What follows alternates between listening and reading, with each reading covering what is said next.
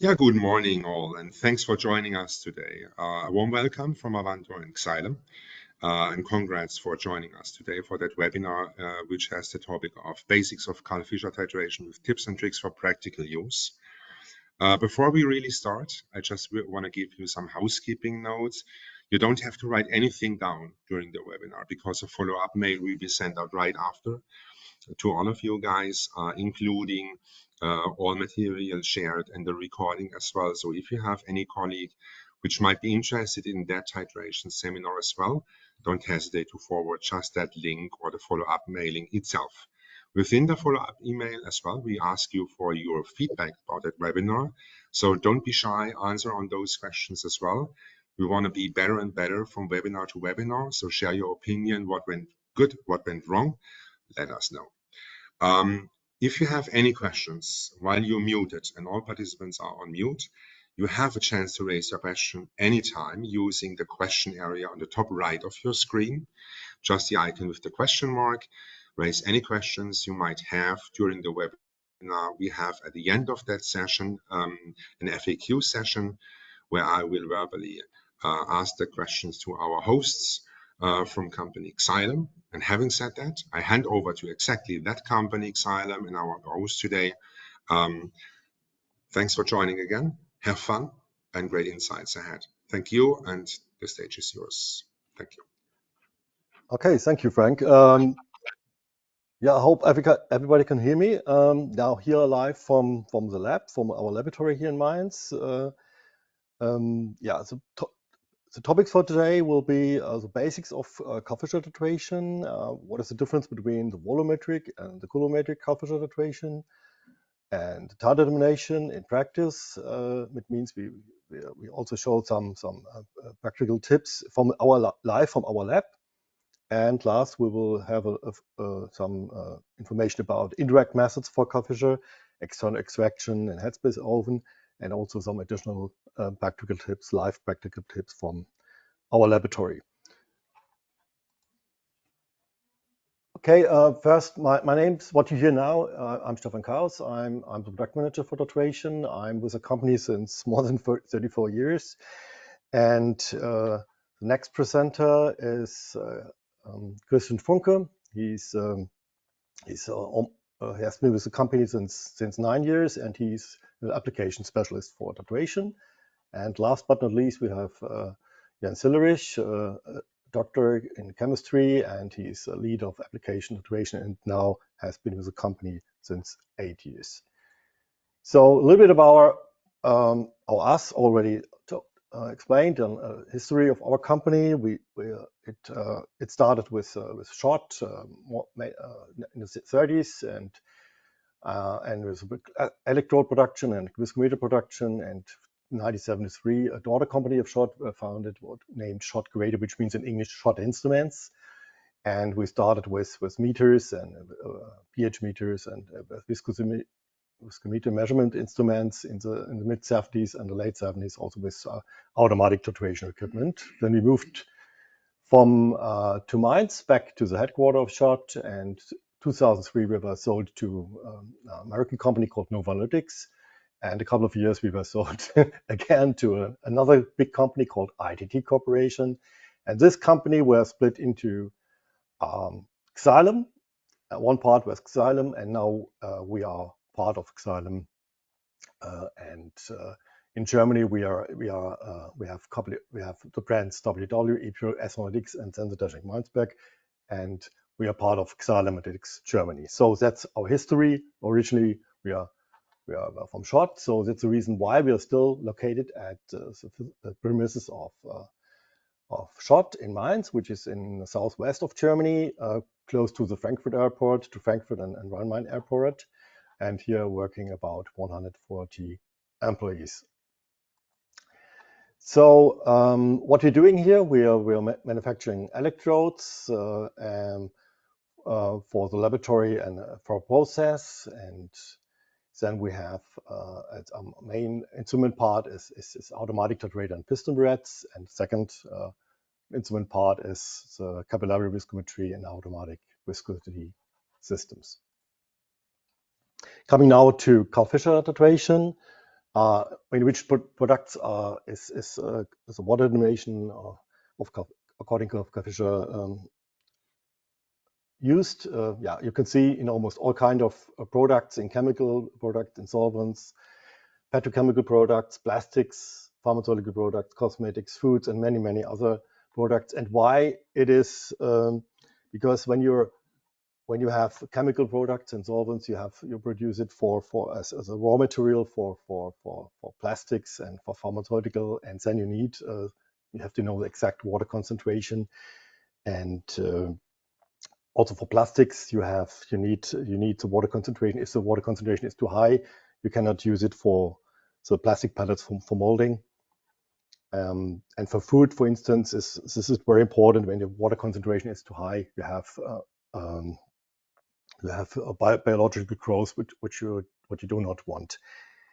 Also important is, already mentioned, the physical and chemical properties are important, the stability and durability and the quality is clear, but also the costs of the product has an important role. For instance, when you're looking at a regulation, European regulation, a butter has a maximum amount of water of 16%.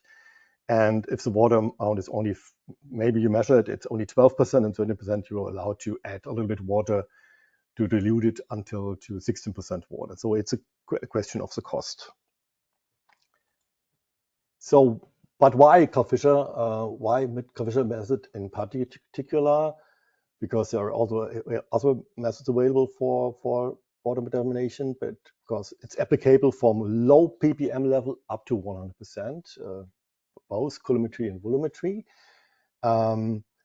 It's a specific method that's very important because you only determine the water and not the humidity in the product. It's the main difference between other methods. And normally it's very fast and suitable for many types of samples. So the titration time is typical 1, 2, 3 minutes. But sometimes for other methods with coulometry and oven, for instance, it takes sometimes 10, 15, 20 minutes. But normally most of the titrations are carried out in 2-3 minutes. And also important is many standards and regulations prescribe the Karl Fischer titration, the coulometric and the volumetric method in the Deutsche Industrienorm, in the DIN, the American Standard Norm, and ASTM, the European Pharmacopy, and the US Pharmacopy, and British Pharmacopy, and many, many other regulations describe the Karl Fischer titration. So there exist a couple of hundred or a couple of thousand norms which describe the Karl Fischer titration.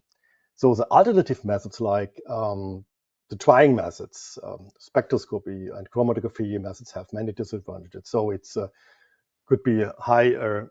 You need a big instruments or large or expensive instruments, chromatography and spectrophotometry, or the trying method is not specific. It's only determines the humidity and not specifically the water. So the Karl Fischer method has many advantages.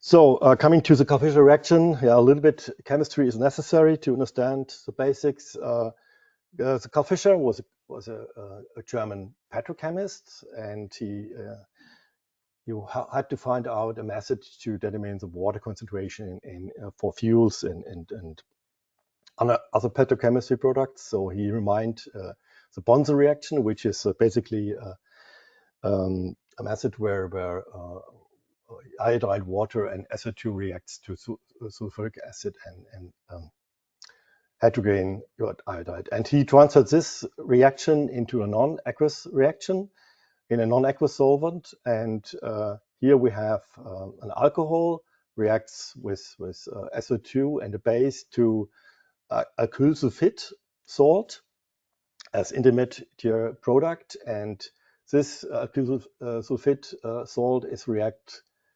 to sulfate, so alkyl sulfate salt, which with iodine, and this reaction needs water, and so and this reaction is a 1:1 ratio and works when all these components are in the solution. So it's very important that you have alcohol and you have a base, and of course you need also SO2 and the iodine solution, and you need water finalize this reaction. So important is then when you look at to know this when you're looking at the volumetric Karl Fischer reagents, because we have so-called one-component reagent and two-component reagent.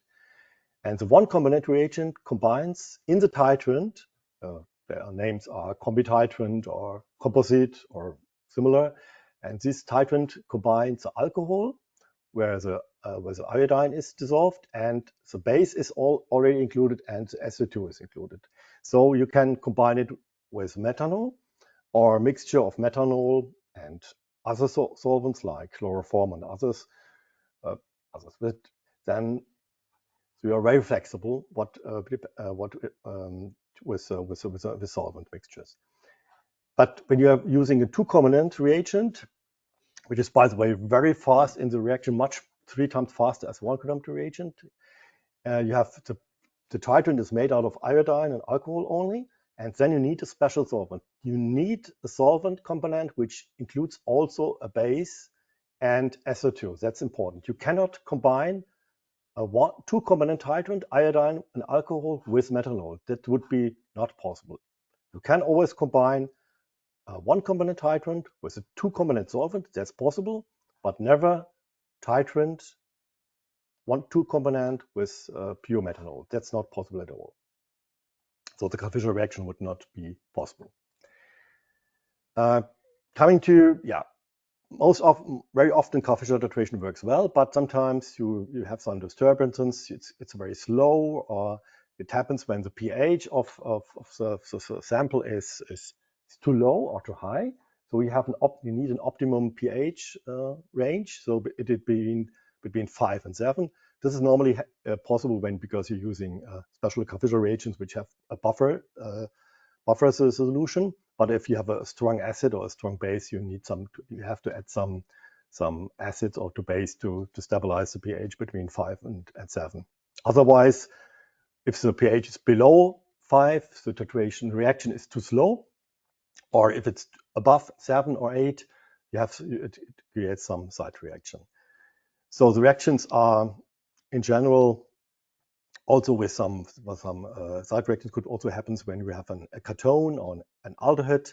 You have an acetal or ketal formation, and the reaction consume water. Then you have not a stable end point of the titration. We will see it later how the titration curve looks like. And also other chemical reactions with the iodine leads to incorrect results. Coming to the difference between coulometry and volumetry. Volumetry, it's clear we have here in a titrator with a motor and a burette, and inside the burette is the iodine solution dissolved in alcohol, and this dose the iodine, and the iodine is reduced to iodide, and then we have here the same with a coulometric titrator. We have on the other side do not have a burette or dose something. So the iodine is generated in situ. In situ, that means we have here a mesh, a platinum mesh, which on the anode, which generates the iodine, which immediately reacts to iodide. So we have here at the end the same, and the iodide which we have in the solution creates a polarization. And if the iodine its iodide is then it stops, the iodide production is stopped, and when all water is measured, we have a more concentration of iodine in the solution, and the electrode is depolarized, and we have a stop of in the measurement, and then the titration is ready. So the endpoint is the same, but the generation of the iodide or the dosing of the iodide is different between the coulometry and the volumetry. Of course, then you know that the volumetry is for higher concentrations and the coulometry is for lower concentration in general. So property. So typical water concentrations for the volumetry are going from 0.01% to 100%, but yeah, you can titrate with 0.01% would be 100 ppm, but you can also go down to 50 ppm, but it's normally used at 0.1% to 100%, but you can go down to 0.01%, it's no problem. And for coulometry, the typical range is from 1 ppm to 5 to 10%. That's possible. Theoretically, you can also measure higher concentrations, but it will take too long time. So coulometric method. Volumetry, you can measure all kinds of liquids, solids, directly, because you can directly add this solids and the liquids directly in the liquid in the titration vessel of the volumetric Karl Fischer titrator.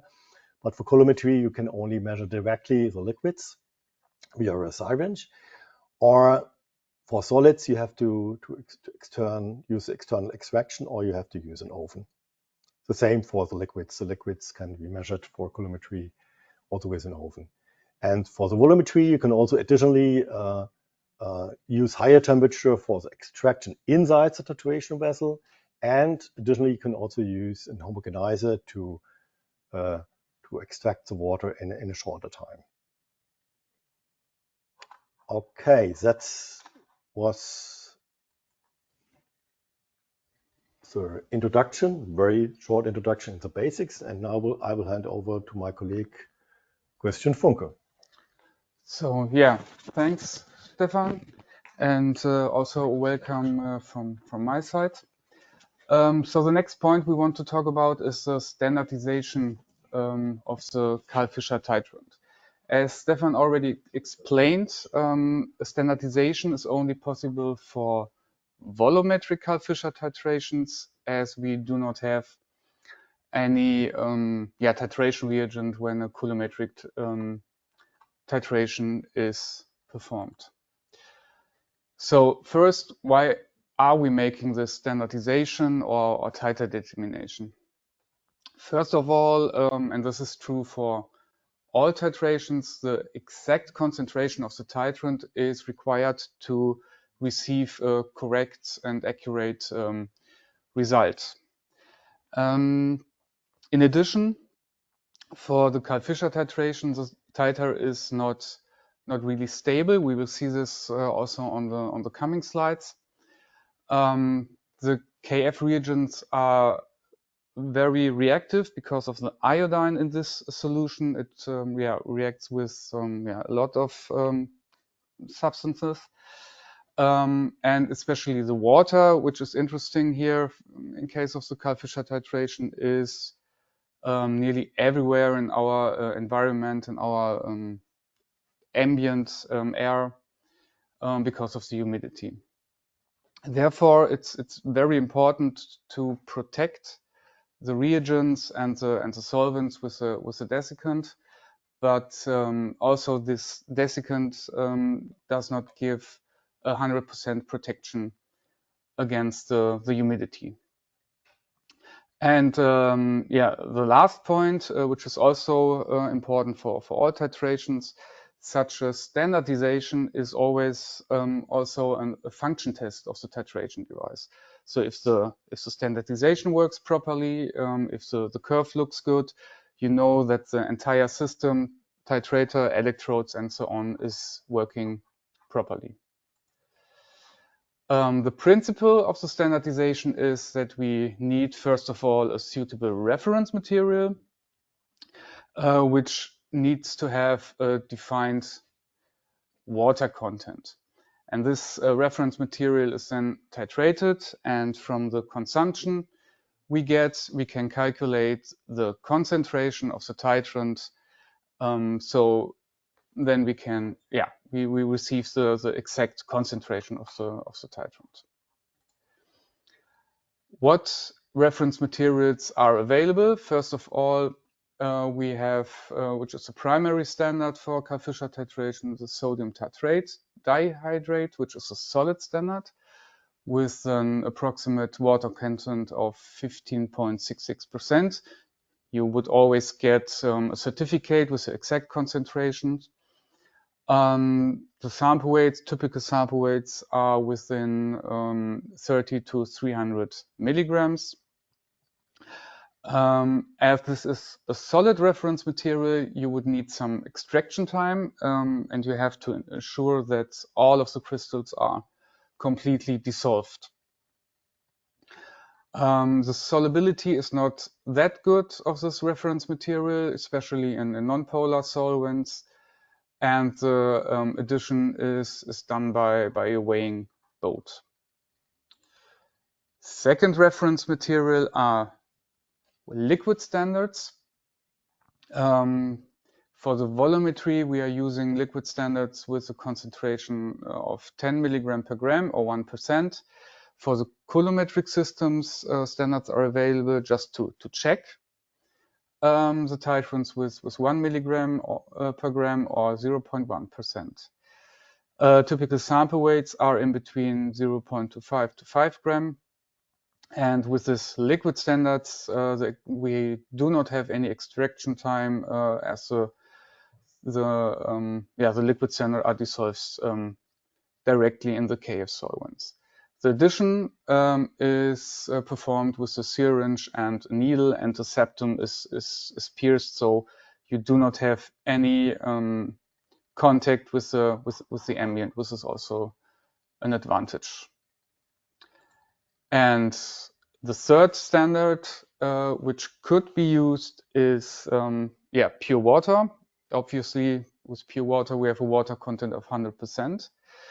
The typical sample weights are very low, with approximately 5 to 45 milligrams. So that means a very good balance and a very good handling is required if pure water is used. Extraction time is not necessary, and you have a good solubility. Just to show the problems of water as a reference material, we want to show here a graph and a table where we just consider the uncertainty of the balance which is used, in that case a 4-digit balance. So you can see in case of the minimum weights of 0.005 to let's say 0.05 gram, you already have an influence on the RSD of up to 6%. And this is just the balance. So there's not considered the handling, the syringe, and so on. So water is very, very difficult to use, and we recommend to use the liquid standards. And just to give a summary of the points which I explained, the advantage and disadvantage of the different reference materials. We have water, which good solubility, but sample weight and handling is quite difficult. Sodium tartrate also has a good sample weight, a good handlebar sample weight, but the solubility is not that good. And liquid standard is in all of these terms, has only advantages. So how often is such a titer determination necessary? I already told you that the titrant is not stable, which you can see here in that graph. So we made titer determinations over 3 weeks, and you can see here that after 3 weeks the titer, the concentration is approximately 8% lower. So, and even within 1 day, from the 14th to the 15th of November, you see a big step, a big decrease in the titer, in the concentration of the titrant. So that shows that a regular titer determination is very important. Let's say at least every 2 days, but even every day in the morning before you start your work, it is recommendable to make such a control. And the molecular sieve, which is used to protect the reagents against the humidity of the ambient, also needs to be renewed regularly. Perfectly would be weekly, but or every 2 weeks can also work. So, and with this, I hand over to Jens, who's showing us the Titer determination live from the lab with some practical tips. Yeah, hello, good morning.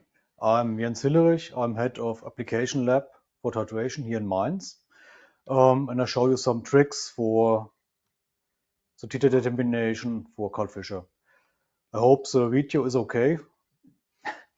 Yeah, as Christian mentioned, you should change the molecular sieve on the reagent bottle regularly.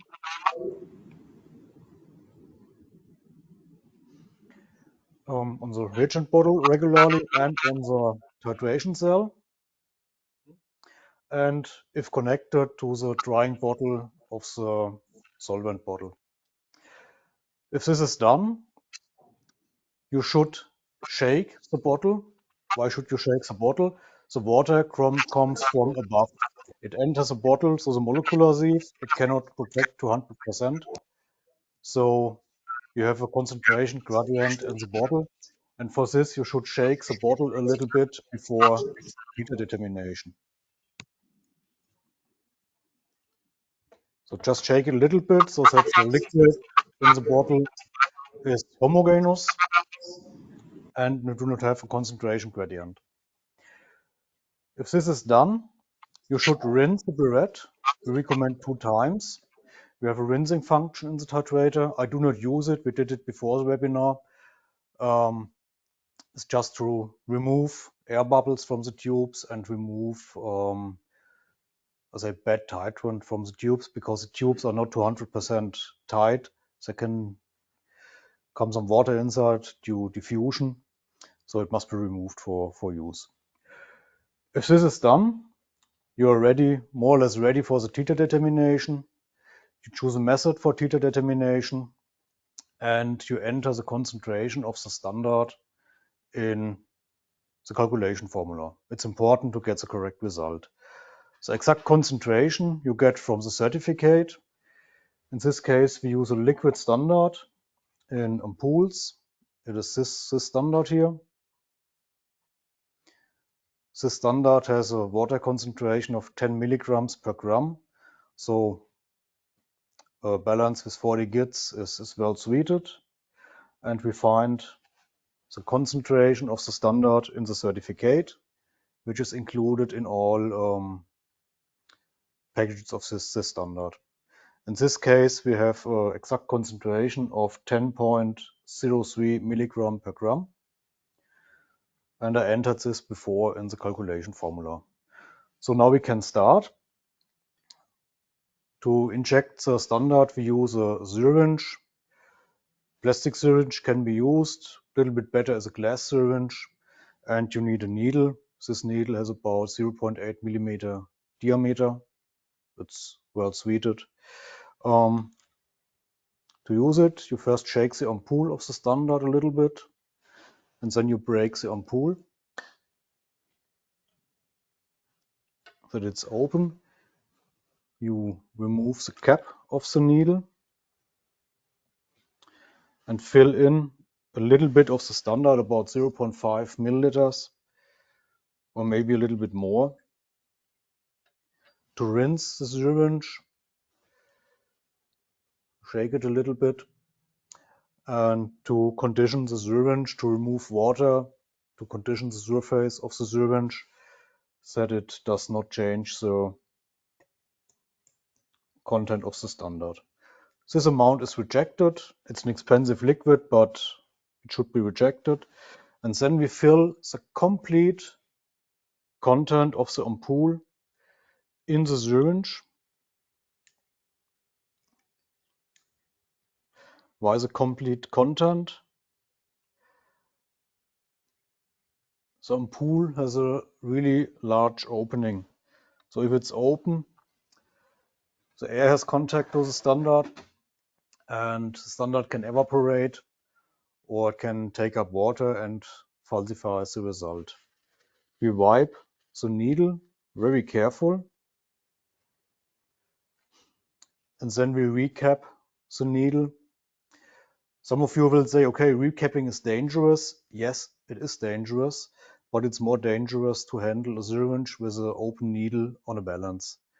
So for this, we grab the cap of the needle on the closed end, and then you can put it on the needle without coming in the near of the tip of the needle. Then we place the syringe on the balance and tear the balance. In the meantime, I press start on the titrator so that the conditioning runs. Conditioning means it titrates the titration cell to dry. It takes a few seconds. We did a Titer determination before, so the cell should be more or less dry. The drift goes down at the moment, and we have to wait until the conditioning is ready and we can start. After conditioning is ready, we must press start again. If we do not press start, it will condition away our standard.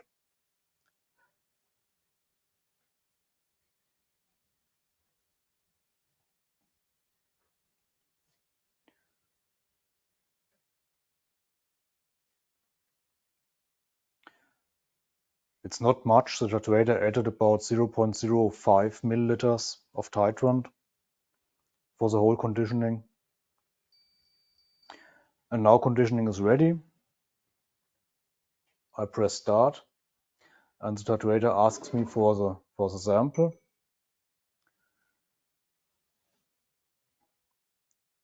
Now I take the syringe from the balance.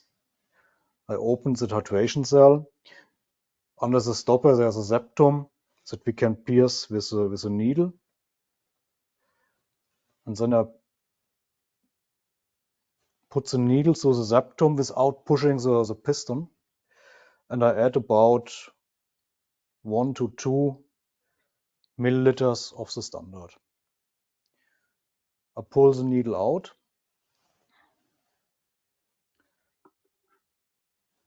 Close the titration cell and recap the needle carefully without piercing my fingers.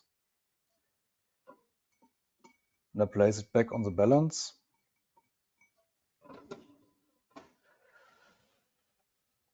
Press start again, can enter the name. And now I can enter the sample weight. 0.6798 grams. And now the titration is running.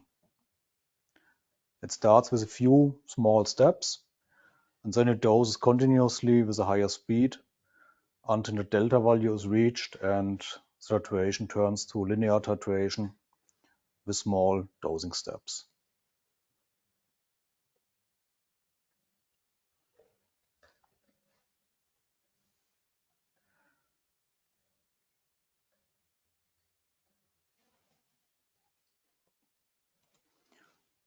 Okay, that's the practical handling for Titer determination. If everything runs good, we see a nice titration curve.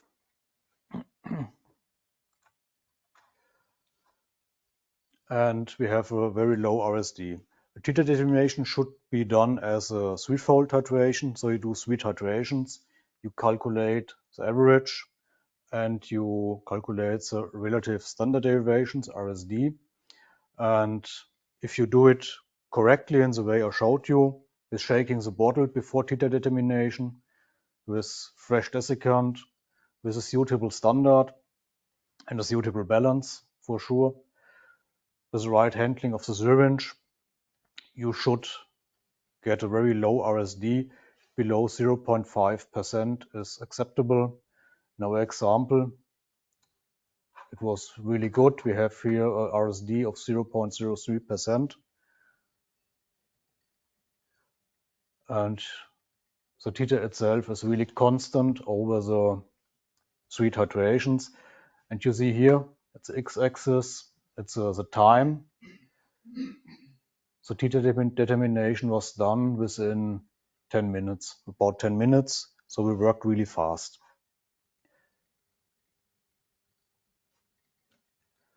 A titration curve, a typical titration curve looks like this. We have an increase of the milliliters and then a flat line, and the titration is ended. If it's not in this shape, you should think about it why, but we have some tips later about it.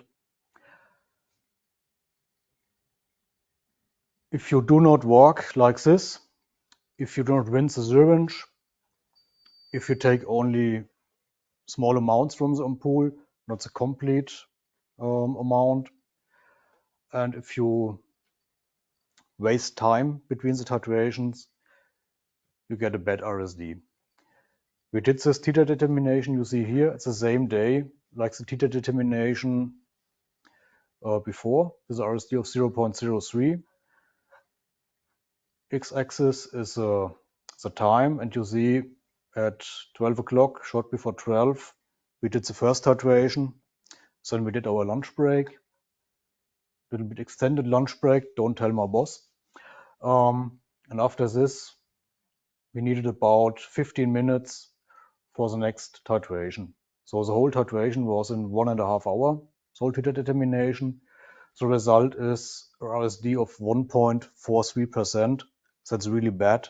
If you get such an RSD for Titer determination, please repeat it. It's not acceptable.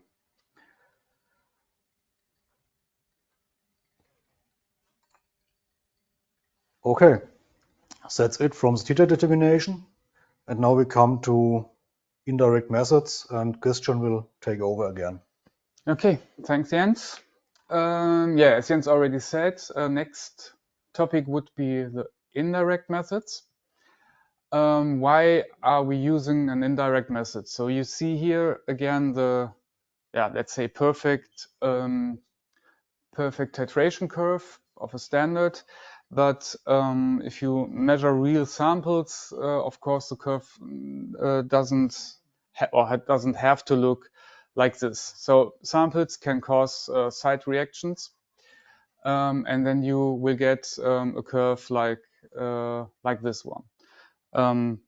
There are special reagents available for some of the reasons for the side reaction, but it's not always possible to suppress the side reaction. Another reason could be a long extraction time, that it's not possible to extract all of the water in a reliable time. Or if you have very, very low water concentrations and you want to use a coulometry, but your sample is solid or pasty, this is not possible with the coulometric titration. Then also an indirect titration could be the right choice. Another point is that the sample needs to release the water in a reliable time. And that could also be very, very slow. And then you would also get a curve like the one you can see here. And the last point is automatization. Then also, you will see this later, an indirect titration is the right choice. What is an indirect titration? So the titration which Jens showed you with the standard is a so-called direct titration. You have your sample. The sample is placed directly in the titration cell. In case of the liquid samples through the septum, or in case of solid samples, you have to remove the septum. The cell must be opened, and you are using, for example, a weighing funnel to add the solid sample. For coulometry, only liquid samples should be used. So on the opposite, an indirect titration means that the sample is not added directly to the titration cell, Here you have two choices. The first is an external extraction. So you're weighing in your sample, for example, in a vial. You're adding a usable solvent. And then you have to wait for some time that the water is completely extracted from the sample, which could be up to 24 hours. The other option is an oven method. Again, the sample is weighed into a vial, and then the water is, or the sample is heated, and the water is extracted via heat, and the oven from the sample, and it's then transferred by a gas stream to the titration cell. So talking a little bit in particular about the oven method, you can see here the scheme of the principle of such an oven method. You have the vial with the sample, which is inserted here already in the oven. You have a double needle, which pierces the septum of the vial, and a gas stream like dry air or nitrogen is flowing through the vial and through the inner part or the outer part of the double hollow needle to the titration cell, and the carrier gas is taking the water to the titration cell and can then be titrated. So now we are going again back to the lab. So I hand over again to Jens. Okay, thanks, Christian. So now you see our Karl Fischer titrator, Titer 7500 KF trace. It's a coulometric one. Next to it is a titration cell with generator electrode, indicator electrode, and in this case is for indirect titration the KF oven connected with the titration cell. It is this one, the TO7-80.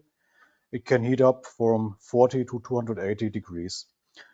It's a semi-automatic oven, so you can control it with a keyboard or with software, and you place a vial in the oven. You can use the crimping tool for putting the vial in the oven if it's hot. At the moment it's cold, and when you press start, the needle head moves down and the pump starts running. The pump or the gas valve, in this case we use a pump for air, and the gas or the air comes from the pump below in the magnetic stirrer, goes through the two drying bottles behind the titration cell, through the flow meter to the inner needle, and then to the outer needle in the titration cell with the water from the sample. Yeah, that's it from the oven.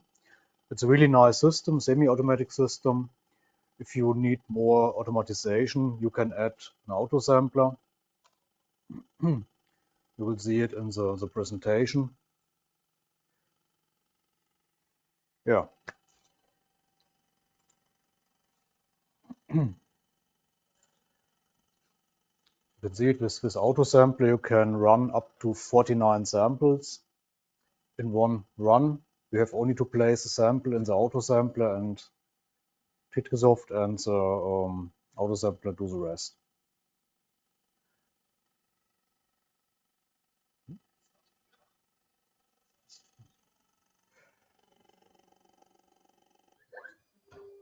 Okay, that's it from my side. I think we have a little bit time for Stefan. Just yeah. Okay, now you can hear me, hopefully. Yes. Yeah, If we you can look hear. at more information we have on our website, you can find our complete titration catalog with all titerators, equipments, electrodes. We have also an titration handbook with a lot of information, theory and practice about titration, the way we can download.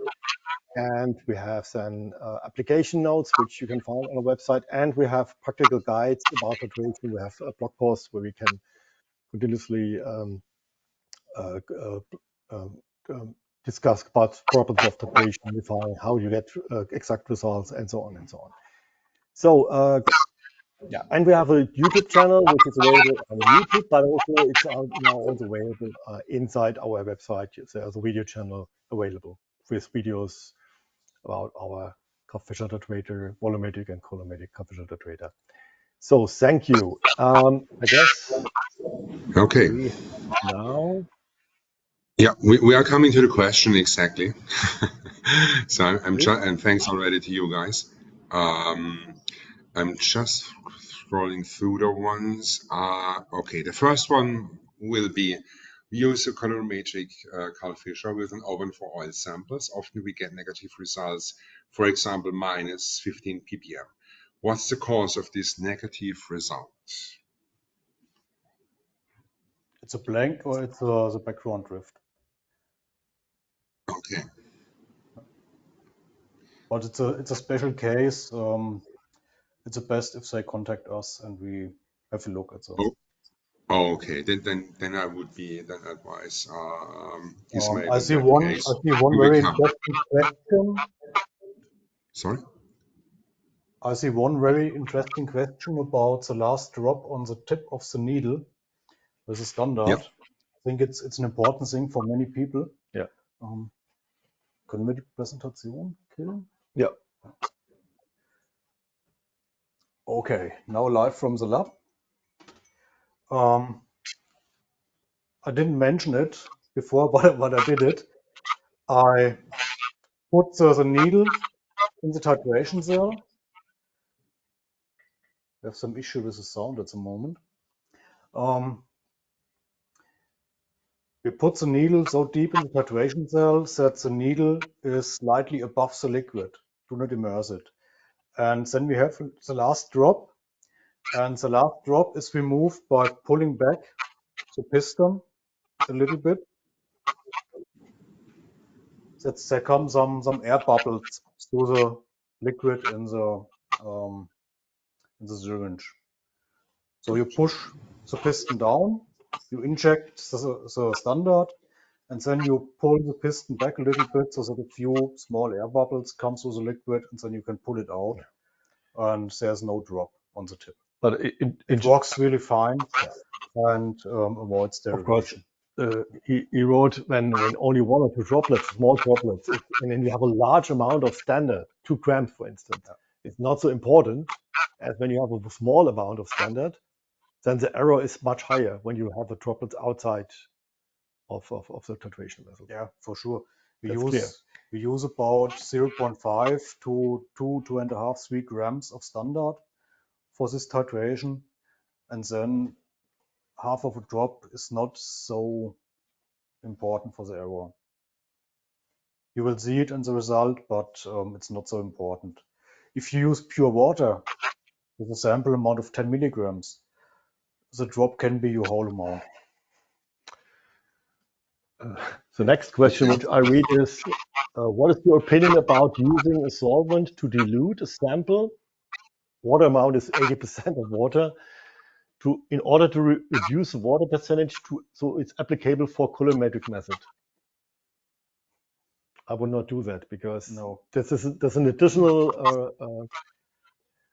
an error because you have to dilute it, and then you have a blank. Then when you dilute it, you must make a blank with a solvent. You must do the blank very often because the water content in a solvent can change easily. Most solvents for Karl Fischer are hygroscopic. It's more work. When you have only a coulometric titrator and you have high water concentration up to 80%, I guess better is to have an additional volumetric Karl Fischer titrator.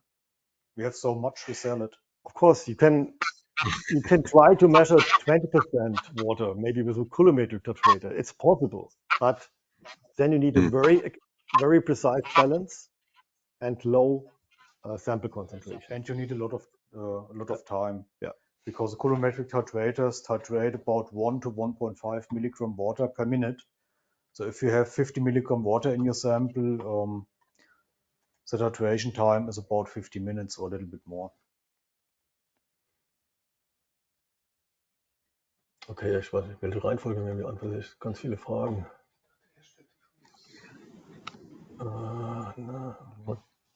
Should we take that question from Maxime here? Is the technique with the oven could be applied for freeze drying products as well?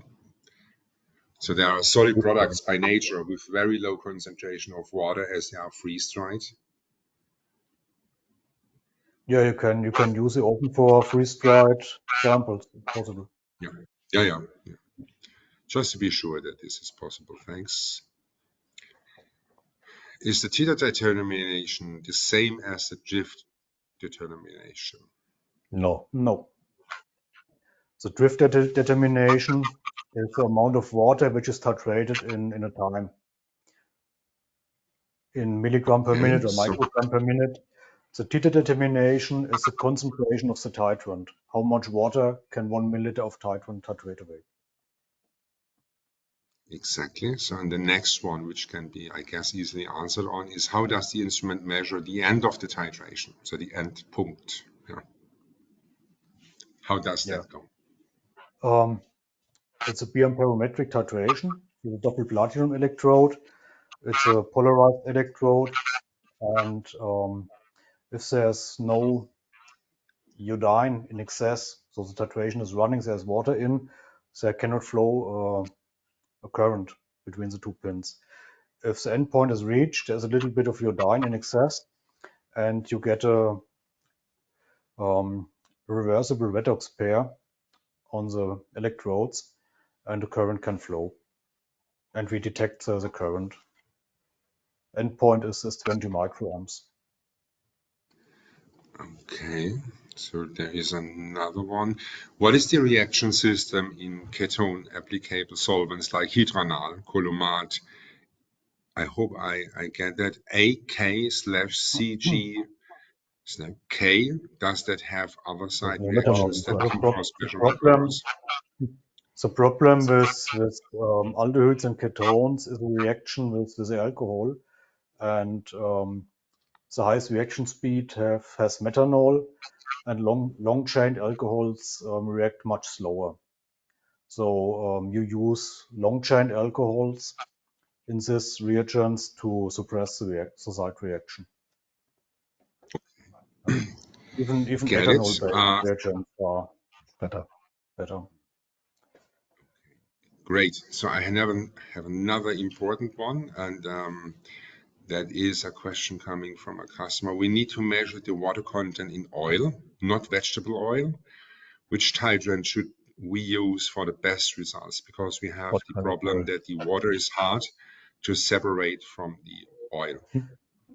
Yeah, it depends. I think he has a volumetric titrator or a coulometric one. Yeah, the titrant is not so important. I would use a titrant 2 or composite 2, depending on the water content and the reaction speed. The important thing is the solvent. And you can use methanol mixed with chloroform oxylane, or you buy a ready-to-use solvent for oils. You can buy it from different suppliers. There are also special reagents like our one, yes. Okay, so we will come back to you after the webinar with that information, what can be used. So another one, I guess it's, litholysis. So can litholysis products also be crushed, weighed, and run in a coulometric unit? I guess that is in a way answered already, or am I wrong? So once again, please, I did not understand. So, can litholyzed products also be crushed? I think we already answered it, yes. With an yeah, that is, freeze-drying. I just want to make sure that this is not forgotten. Okay. So solids cannot be titrated directly in a coulometric titration cell, because this titration is so sensitive that the amount of water which comes through the open titration cell, you must open the titration cell to insert the sample. This water will disturb the whole titration. I guess that is an often raised question, or that was an often raised question. A very practical one, I guess it is for Jens, I guess. Do you always shake the solvent and rinse the burette 2 times before running a program? No, not before running a program, before running a Titer determination. Before Titer determination, I shake the bottle and I rinse the burette. If I make no Titer determination, only sample titrations, do not touch the bottle, do not shake the bottle, because the water comes from above, from the bottleneck, and on the surface of the titrant, the concentration is lower because this amount has reacted with the water from the air. So it protects itself from the water a little bit. So shaking only before Titer determination, but rinsing you should do every day. Okay, just scrolling down a little bit. So there is a bunch of questions from one single customer, I guess. We will come back to you because that is very specific, I guess. You raised 3 questions, but happy to answer them offline. So you will be not forgotten, that's for sure. Just diving in. Okay, another one. How should one decide the suitability of coulometric or volumetric, Karl Fischer, if one has to choose between the two? Okay. How should our customer decide on which is the right application, volumetric or coulometric one? Yeah, it depends on the sample. So one thing is the water content of the sample. If you have always samples with less than 10%, coulometric is okay. But you can use volumetric titrators for 100 ppm. So the lower limit, this range, maybe a little bit less, but the error will increase the lower the water concentration is. And for sure, if you have solid samples, the volumetry is a better choice. But in this case, we can support the customer if we know which samples we want to titrate, which sample composition it is.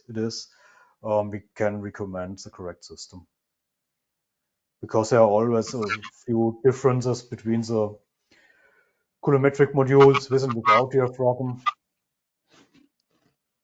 Yeah, I We have get to it. talk with the customer. Okay, there's another one. When do you change the solvent/reagents? When would be the right time? When it's needed. The solvent, Okay. yeah. So solvent can be used for more than one titration. I normally do not change the solvent for Titer determination. I change it for the beginning, and then I do the 3 titrations in one solvent. But you will see the volume in the titration cell increases with the time. And when the titration cell is too full, you have to remove it, you have to change it.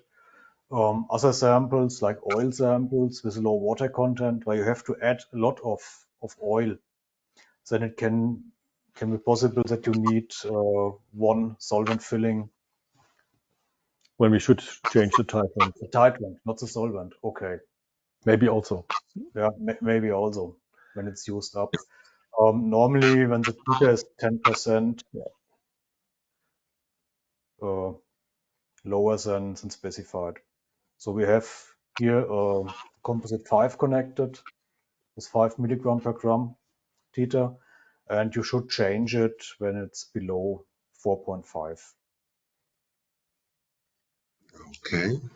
So as we are coming to the time, I will soon close that webinar. But before doing so, I want to raise that every question will be answered. We will forward all that question to the experts to Xylem, that's for sure, and we are happy to answer on them all. I'd like to thank you, our host Xylem today. So valuable insight and great tips and tricks. And as said before, you will receive the follow-up email from us asking you for some feedback, but also including an email address where you can still raise any questions you might have, and that is webinar@avantosciences.com.